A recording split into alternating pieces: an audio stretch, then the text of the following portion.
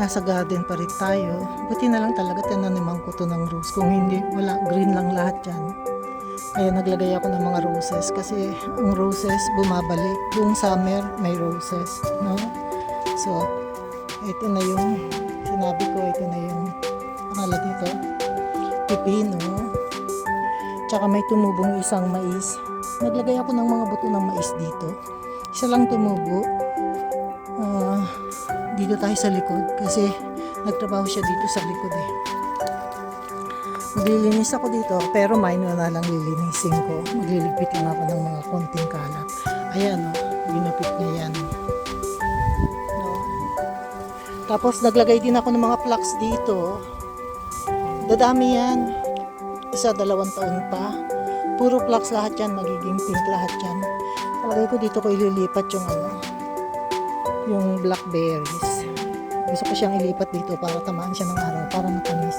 Kasi yung bunga niya medyo maasim. Tapos merong dalawa. Alam ko dalawa yan eh. Hindi ko lang mahanap kung asan yung isa. Dalawa lang binunga nitong mansanas na ito. No, yan yung late apples. Siguro mahihinog yan banda October. Nagtanim din ako dito ng mga buto ng mais. Ayan, may tumubo. Pero late na, hindi na yan mahihinog. O hindi na yan napapakinabangan kasi end na ng August, mid na ng August. Ano ba yan? Hindi na yan lalaki. So hindi na magagamit. Tapos ito lilinisin ko pa to. Ito lilinisin ko rin to. Ang dami rin kalat.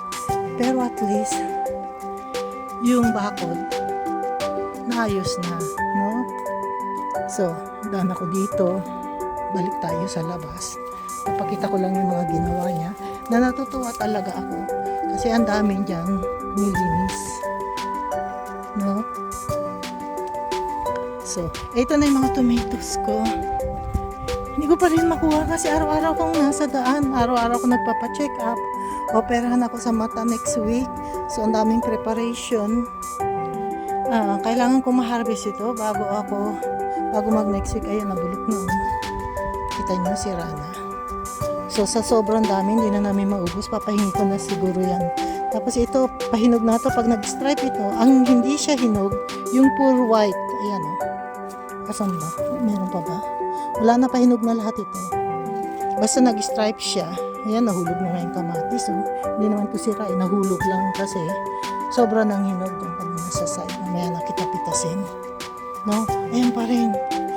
Ang dami ko nang napitas. Ang dami pa rin pipitasin. Grabe. Ito pa yung mga yelo. Namatay na nga yung halaman eh. No? Meron pa rin pa isa-isang mga strawberries.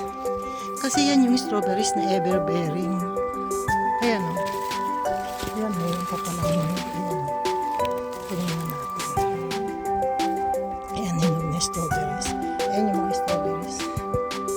Marami pa rin siya mamunga kasi ever-bearing to. Ito, hinog na siguro to. Wow, ang ganda ng kulay. Ayan. Pag lumambot na to, ang lasa nito, lasang melon.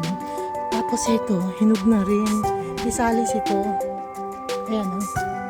Pwede ko na yan pitasin. Tsaka yung isa, pwede na rin yan pitasin. Nakakatuwa. Pag namunga at nag-harvest ka, ayan pa, may strawberry pa rito. Nakikita mo. Yung iba hindi ko na napapansin, hindi ko na nakikita. Marami lang talaga akong magtanim, hindi ko man kayang kainin. Hala, tingnan niyo strawberries.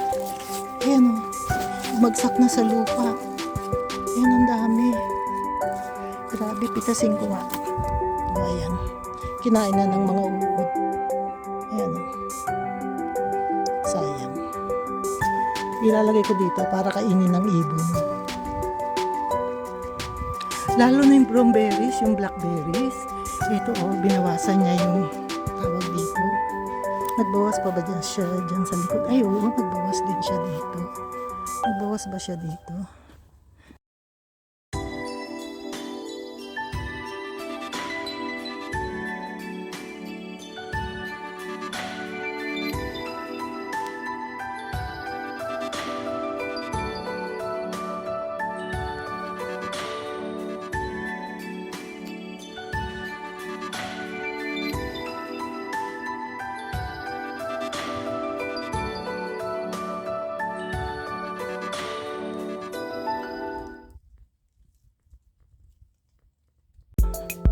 duman din siya dito eh.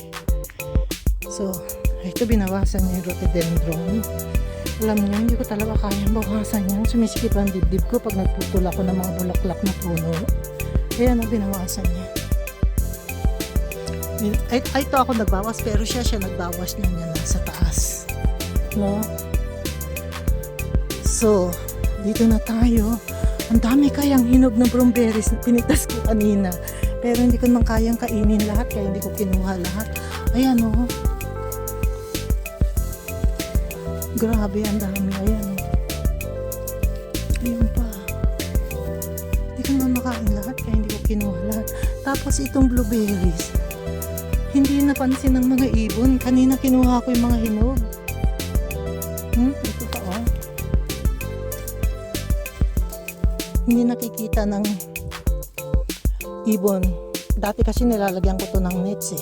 Nagkaroon ng trauma siguro yung mga ibon. Nakita nila sumabit yung isang pangalan nito, yung isang ibon. Kaya hindi na nila binalikan. So ayan yung blackberry.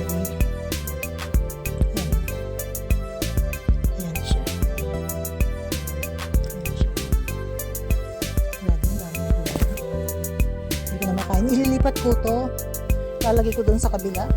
Kasi hindi siya naarawan dito. Nakita niyo walang araw. Tapos yung walnut.